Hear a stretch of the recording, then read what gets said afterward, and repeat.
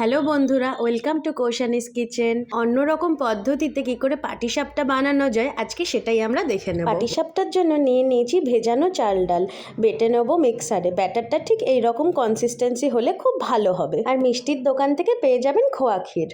তাওয়াতে অল্প পরিমাণ ঘি ব্রাশ করে নিয়ে 2 হাতা পরিমাণে ব্যাটার আমরা তাওয়ায় দিয়ে দেবো।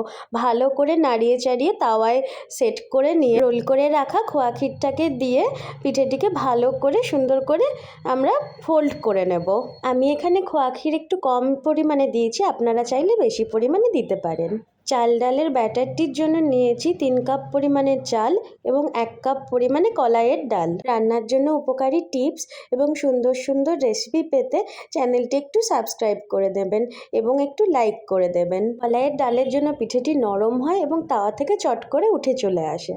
ফোল্ড করা হয়ে গেলে পিঠেটির এপিট ওপিট করে অল্প পরিমাণ ঘি নিয়ে ব্রাশ করে নেব। ব্রাশ করার পর গোল্ডেন ব্রাউন হওয়া অবধি অপেক্ষা করব। দেখুন কত সুন্দর গোল্ডেন ব্রাউন হয়ে গেছে।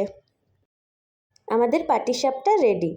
গরম গরম পাটিসাপটা কড়াই থেকে তুলুন এবং সার্ভ করুন এবং বলুন কেমন খেতে হয়েছে।